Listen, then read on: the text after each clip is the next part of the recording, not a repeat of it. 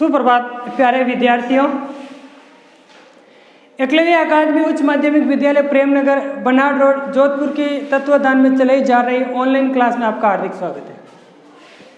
आपकी ऑनलाइन क्लासें सुचारू रूप से जारी कर दी गई है और हम पढ़ रहे थे कक्षा 10th की जो हिंदी पुस्तक है श्री क्षितिज पुस्तक का काव्य खंड का पहला पाठ सूरदास जी के बारे में। हमारी इससे पहले 2 क्लास हो चुकी है और आपने देख भी ली होगी। पहली क्लास में हम सूरदास जी के जीवन परिचय के बारे में पढ़े थे और दूसरी क्लास में सूरदास जी के जो पद हैं इस पाठ्य पुस्तक में जो 4 पद हैं उस 4 पद का पहला और दूसरा पद हम पढ़ चुके हैं और तीसरा और चौथे पद के बारे में आज बात करेंगे।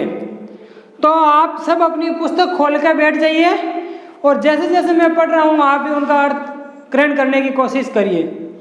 तो तीसरा पद मैं पढ़ने जा रहा हूँ। देखिए, इससे पहले मैं आपको पिछली वाली क्लास से जोड़ना चाहता हूँ कि पहले पद में कृष्ण भगवान और राधिका जी का मिलन है और कृष्ण भगवान उनसे प्रश्न कर रहे हैं और राधिका उत्तर दे रही है, वो बातचीत हुई। और दूसरे पद में गोपी ने उद्धव के माध्यम से यानी उद्धव को कहा कृष्ण बारे में कि कृष्ण हमारे चोर हैं। तो ये 2 पद पढ़ चुके हैं और तीसरा पद हम शुरू कर रहे हैं। तीसरे पद में लिखा है कि संदेशनी मधुबन कूप भरे। इस पद के माध्यम में तो देखो हर एक का अर्थ बता रहा हूँ। संदेशनी का मतलब होता है संदेशों के द्वारा, ये संदेशों से। मधुबन का मतलब होता है मथुरा।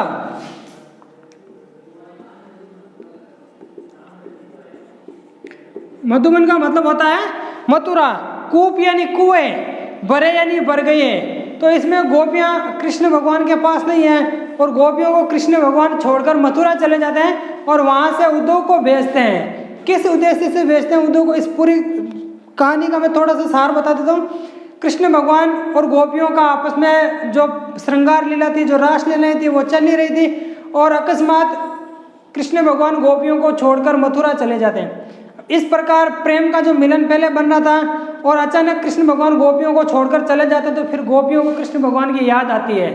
कृष्ण भगवान की याद आती है, वो कृष्ण की जो प्रेम के लिए वो तरस खा रही है और कृष्ण भगवान वापस आ नहीं सकते थे क्योंकि मथुरा में उनको अब कामकाज करना है, राजनीति करनी है, वो पूरा राजकाज संभालना है, इसलिए कृष्ण भगवान वापस आ नहीं सकते। और गोपियाँ कृष्ण भगवान को संदेश भेज रही है, लेटर लिख रही है, पत्र लिख रही है कि आप आओ, हमें दर्शन दो, हमसे प्रेम करो, हमसे प्रेम की बातें करो, हमारे साथ क्रीड़ा करो, खेलो। और कृष्ण भगवान से यह संभव नहीं है। तब कृष्ण भगवान उद्धव को भेजते हैं कि भाई गोपियों को जाकर समझा दो कि अब हम नहीं आ सकते हैं। तो वही बात उद्धव आया और उद्धव को गोपियाँ क्या कह रही है कि संदेशनी मधुबन कूप भरे, यानी कह रही है कि हमने इतने संदेश भेजे कृष्ण भगवान को हमारे पास वापस बुलाने के लिए कि मथुरा के सारे कुएं भर गए होंगे। अब संदेशों से कुएं भर गए होंगे, जो कुएं कितने गहरे हैं, बड़े बड़े, वो गोपियाँ कह रही कि इतने संदेश भेजे सारे के सारे कुएं भर गए होंगे। अपने तो पटवत नहीं मौन। पटवत का मतलब होता है भेजना।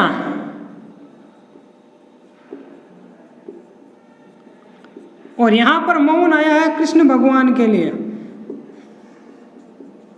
मौन किनके लिए आया है? कृष्ण भगवान के लिए। अपने तो पटवत यानी भेजना, नहीं यानी ना, मना। मौन यानी कृष्ण भगवान हमारे जो संदेशों का उत्तर नहीं दे रहे हैं, कोई किसी प्रकार का वापस कोई संदेशा नहीं भेज रहे हैं, लिखा ना। अपने तो यानी जो स्वयं कृष्ण भगवान वो पटवत नहीं मौन यानी कोई किसी प्रकार का प्रत्युत्तर नहीं दे रहे हैं। हमरे फिरी ने फिरे, हमरे फिरी यानी जो संदेश लेकर के गए, ने यानी नहीं, फिरे यानी लौटे। फिरे का मतलब क्या होता है? लौटे। गोपियाँ कह रही है कि कृष्ण भगवान का कोई जवाब नहीं आ रहा है, वो कुछ भी वापस नहीं भेज रहे हैं हमारे पत्र के जवाब में, और हमारे जो यहाँ से संदेश लेकर जो संदेश वाहक गए वो भी वापस नहीं लौटे। क्या कारण है, क्या रीज़न है, क्या बात है भाई, वापस क्यों संदेश नहीं आ रहा है? तो गोपियाँ ऐसे अनुमान लगा रही है, कल्पना करे कि क्या कारण हो गया, क्या वजह हो गई कि हमारे संदेशों का उत्तर नहीं आ रहा है।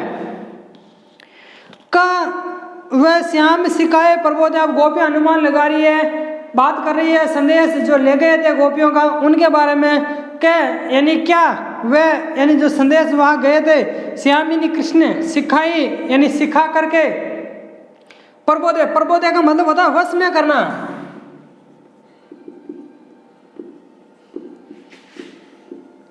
वश में करना या अपने जाल में फंसा लेना, मुक्त कर देना। गोपियाँ क्या अनुमान लगा रही है कि जितने भी हमने यहाँ से एक लाइन इससे पहले ऊपर एक और लाइन है वो देखो, पहले मैंने दूसरी पढ़ ली। जितने पथिक पटे मधुवन को बहुरी ने शोध करे, यानी जितने भी पथिक यानी जो राहगीर ब्रज से मथुरा की तरफ जा रहे थे, पटे यानी उनको भेजे, मधुवन को यानी जितने भी राहगीर हमने मथुरा को भेजे या पत्र दे करके भेजे, क्या कहूँ बहुरी ने शोध करे, यानी वापस एक ने भी हमारी सूद नहीं लिया था, तो खोज खबर नहीं लिया था, किसी ने भी वापस आकर के कोई संतुष्टि का जवाब नहीं दिया। पथिक यानी राहगीर पटे यानी भेजे, मधुवन यानी मथुरा, बहुरी यानी फिर न यानी नहीं शोध यानी कोई खोज खबर लेना, हालचाल पूछना करे, यानी एक ने भी संदेश जो लेकर गए वापस आकर के एक ने भी कोई हालचाल नहीं बताया। कब यानी क्या वे श्याम यानी कृष्ण शिखाए यानी सिखा करके प्रबोध यानी वश में करना, प्रबोध यानी वश में करना, यानी हो सकता है कृष्ण भगवान ने इन राहगीरों को इन संदेश वाहकों को अपने वश में कर लिया, कहूँ बीच मरे, या ये हो सकता है कि वो कोई बीच में ही मर गए, कृष्ण भगवान के पास पहुँचे ही नहीं। गोपी अनुमान लगा रही है कि या तो हो सकता है इन संदेश वाहकों को कृष्ण भगवान वश में कर लिया और वापस आने नहीं दे रहे, या यह हो सकता है कि कृष्ण भगवान के पास जो गए थे वो वहाँ पहुँचे ही नहीं और बीच में ही मर गए। कागज गरे, या यह हो सकता है गोपियाँ कह रही है कागज गरे यानी कागज गरे यानी गल गए, मेघ यानी बरसात के पानी से। मेघ का मतलब होता है बादल,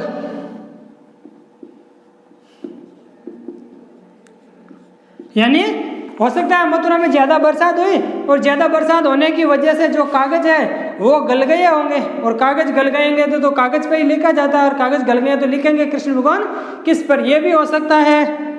मसी यानी स्याही, खुटी यानी समाप्त होना। मसी का मतलब क्या होता है स्याही, या यह हो सकता है कि जो इंक है जो स्याही है वो समाप्त हो गई होगी मथुरा में, इसलिए पत्र नहीं लिख रहे हैं कृष्ण भगवान। वो भी अनुमान लगा रही है। देखो गोपियों ने तो पत्र भेजे लेकिन वहां से वापस प्रत्युत्तर नहीं आया, तो गोपियों के विभिन्न प्रकार की मन में आकांक्षाएं जाग उठी कि वजह क्या, रीजन क्या है, क्यों नहीं आ रहे वापस।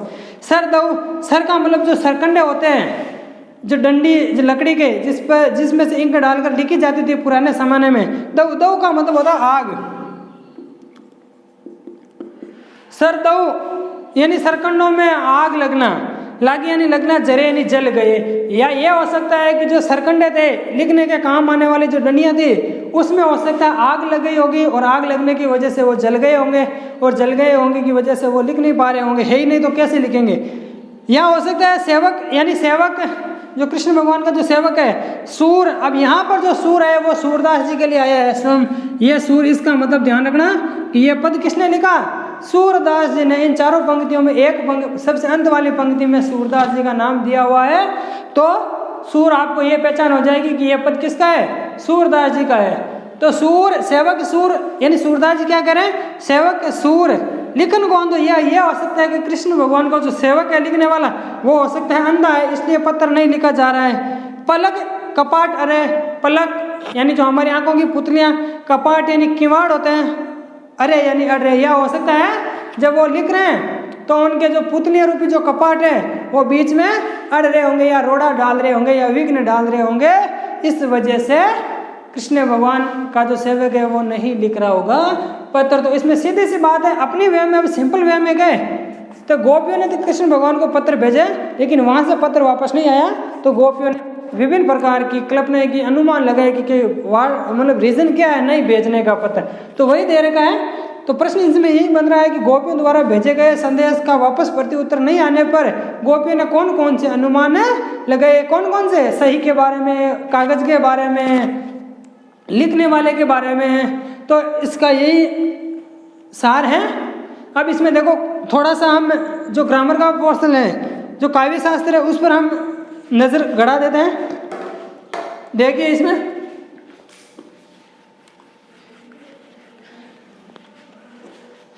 वियोग श्रृंगार की बात कही गई है। कौन से श्रृंगार की? वियोग श्रृंगार।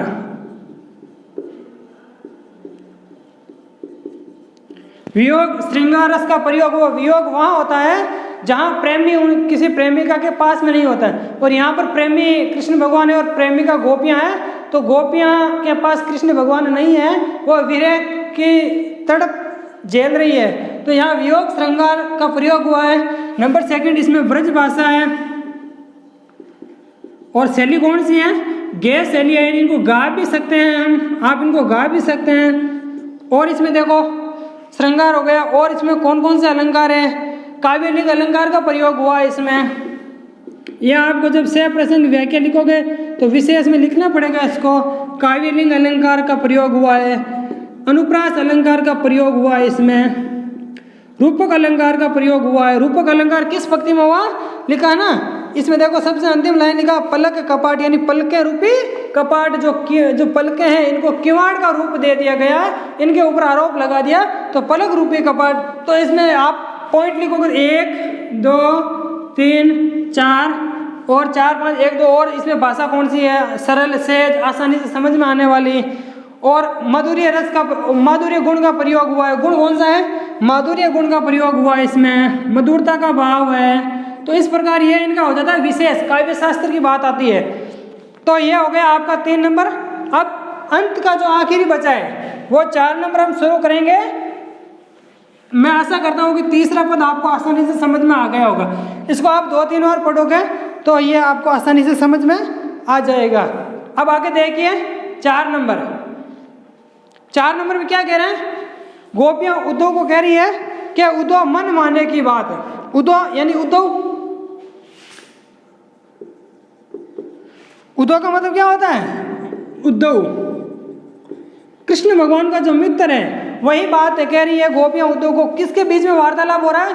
कृष्ण भगवान का सखा उद्धव और गोपियों के बीच में। उद्धव मन मानने की बात, मन यानी हमारा मस्तिष्क है, वो मानने की बात है। इसमें एग्जाम्पल दिया है कि जिसका जैसा मन मानता है वो वैसा ही करता है। आप चाहे हमें कितना भी कह दो कि कृष्ण से प्रेम करना छोड़ दो, कृष्ण से दूरियां बना लो, लेकिन हमारा मन नहीं मान रहा है। वही तो है मन मानने की बात है।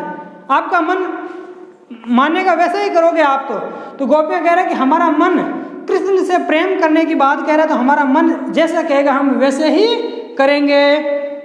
अब गोपियां एग्जाम्पल दे रही है, उदाहरण देकर समझा रही है उद्धव को कि दाख का मतलब आपको पता ही है, यानी दाखा, या आप इनको किशमिश कह सकते हो। क्या कह सकते हो? किशमिश। देखा ना किशमिश तो आपने। छुआरा का मतलब एक फल होता है। छुआरा भी एक फल होता है, फल विशेष। दाख छुआरा दोनों फल के लिए आया है। दाख छुआरा छाड़ी का मतलब छोड़ करके, अमृत फल, यानी ये दोनों फल किनके समान है? अमृत फल के समान है। अमृत फल है, अमृत फल। दाख छुआरा छाड़ी अमृत फल, विष कीड़ा। विष का मतलब क्या होता है? जहर। कीड़ा यानी कीड़ा। कीड़ा का मतलब यहाँ क्या आया है? विष कीड़ा। देखो इनका मैं अर्थ बता रहा हूँ। विष कीड़ा यानी गंदगी खाने वाला कीड़ा। गंदगी खाने वाला कीड़ा, गंदगी खाने वाला कीड़ा की बड़ा है। विष कीड़ा यानी गंदगी खाने वाला कीड़ा। विष यानी गंदगी या बदी वस्तुएं जो अरुचिकर होती है, खात यानी खाता है। तो इसमें सबसे पहले विष खाने वाले कीड़े की बात है। एक कीड़ा की बात कर रहे हैं कि उनका मन किस प्रकार किस में रुचि लेता है। तो दाख और छुआरा जैसे अमृत फल को छोड़ करके वो अरुचिकर पदार्थ खाता है, अरुचिकर सामग्री का भोजन करता है। क्यों? क्योंकि उनका मन वही खाने को कह रहा है। आगे देखिए ज्यों चकोर को देई, ज्यों चकोर को देई कपूर को। चकोर एक पक्षी विशेष के लिए आया है। कपूर, कपूर का मतलब होता है ठंडा पदार्थ,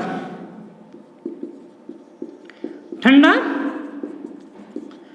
ठंडा पदार्थ।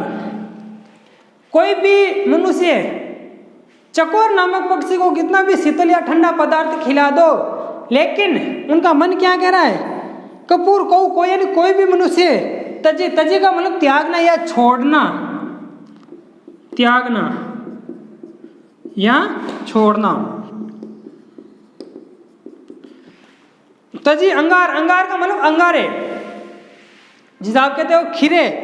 अगात, अगात का मतलब होता है तृप्त करना, यानी अपनी शांत, अपनी जिज्ञासा से शांत करना। तृप्त का मतलब क्या होता है? जिज्ञासा से। अगात का मतलब जिज्ञासा से शांत करना।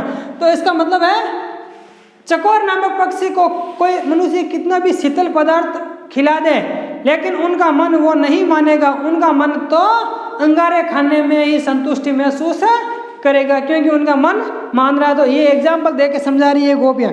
आगे देखो मधुप, मधुप का मतलब होता है भोरा या बौरा या बर्मर, जिसे आप कहते हो बौरा। मधुप यानी बौरा, कर्क यानी करता है या बनाता है। गर, फोरी यानी फोड़ करके या छेद करके। काट यानी लकड़ी में। बंधत यानी बंध जाता है। कमल के पात, पात का मतलब होता है पत्ता। पात का मतलब क्या होता है? पत्ता। इसका मतलब होता है कि जो भौरा होता है वो घर तो लकड़ी में बनाता है, लकड़ी को छेद करके, लकड़ी में छेद करके वहां अपना घर बनाता है, लेकिन उनकी अंतिम सांसें कहाँ खत्म होती है? कमल के पत्ते के अंदर। सूर्योदय के समय वो कमल के ऊपर उसका रस पान करने के लिए बैठ जाता है, और शाम के समय, सूर्यास्त के समय कमल का जो फूल है वो सिकुड़ जाता है और वो उसमें बंद हो जाता है, और उनकी मृत्यु वहां पर हो जाती है। तो घर कहाँ बना है और मृत्यु कहाँ हुई? क्यों? क्योंकि उनका मन ऐसा ही कह रहा है। आगे देखो, ज्यों पतंग, पतंग का मतलब होता है जो कीट पतंगे। ज्यों पतंग हित जानी आपनो, हित यानी भलाई, जानी यानी जान करके, आपनो यानी स्वयं की। दीपक सो लपटात, दीपक सो, दीपक यानी जो जलने वाली, लो यानी दीपक की जो बाती है, लपट यानी लपट करके। अब सीधी सी बात है, पतंगे जो कीट पतंगे होती है, सारे दिन आपने देखा ही होगा कि जो दीपक की या आपकी बल्ब की रोशनी या जहाँ आग जल रही है, उनके चारों तरफ आकर के इस प्रकार लपटती है। अब उनको पता है कि ये आग है, इनके मैं नज़दीक जाऊंगा तो मेरे को नुकसान पहुंच जाएगा, हो सकता है मेरी मृत्यु भी हो जाएगी, लेकिन उसमें वो जान रही है कि इसमें ही मेरी भलाई है। वो उसके चारों तरफ लपट करके उसमें पड़ जाती है और अपने प्राणों का बलिदान दे देते हैं। उनको पता है मृत्यु है, फिर भी उनका मन यही कह रहा है, इसी में ही संतुष्टि है। सूरदास जाको यानी जिसका मन जैसो, यानी जिसका मन जैसा करता चाहता है वो वैसा ही करेगा। सोई यानी वही, ताई यानी उसे, सुहात यानी अच्छा लगता, सुहात यानी अच्छा लगना, ताई यानी उसे, सोई यानी वह, वही उसे अच्छा लगता है। उसका मन जैसा कहेगा वही उसको करने के मतलब करना पड़ेगा। तो इसमें सीधी सी बात है कि जो गोपियां हैं, उस गोपियों को मन यह कह रहा है कि मैं तो कृष्ण भगवान से प्रेम करेंगे, आप चाहे कितना भी हमें सीख दे दो, हम हमारा मन मानेंगे, वही बात हम करेंगे। तो आशा करता हूँ वीडियो ज़्यादा लंबा हो जाएगा, दूसरा पद भी आपको आसानी से समझ में आ गया होगा। इसमें भी देखो, ज्यों चकोर, ज्यों यानी जिस प्रकार, ज्यों त्यों, इसमें वो कौन सा अलंकार, उत्प्रेक्ष अलंकार का प्रयोग हुआ है। फल विष, इसमें अनुप्रास अलंकार है। गैस शैली है, वृज भाषा है, काव्यलिंग अलंकार का प्रयोग हुआ है। और तो इसमें एक दो शब्द जैसे काट, काट का मतलब लकड़ी होता है, कर्त यानी करते हैं, मधुप यानी ब्राह्मण, सूरदास अंत में आ ही गया, सूरदास ने भी ये पद लिखा है। तो इन चारों का आपको हिंदी अनुवाद लिख करके इनका विशेष हिंदी अनुवाद और प्रसंग लिखने की कोशिश करना, और पीछे जो दे रखे हैं वो प्रश्न उत्तर लिखने की कोशिश करना। आप इनका पूरा का पूरा एक बार इनका जीवन परिचय सूरदास जी का और सूरदास जी की जो रचनाएं हैं वो, और इन चारों का आपको हिंदी अनुवाद पढ़ लेना है। तो मैं आशा करता हूँ आपको समझ में आ गया होगा। पहले पद का जो दिया हुआ है वो याद कर लेना। दूसरे पद में गोपियाँ कृष्ण भगवान को चोर कह रही है, तीसरे में इतने संदेश भेज रही है, कुआं भर गए, एक भी संदेश वापस नहीं आया। तो प्रत्युत्तर में अनुमान लगा रही है और चौथा में वही कह रही है 4 में कि जिनका मन जैसा करता है वैसा ही उनको अच्छा लगता है। तो पुस्तक अपनी क्षितिज पाठ नंबर 1 आज से पूरा हो रहा है। धन्यवाद।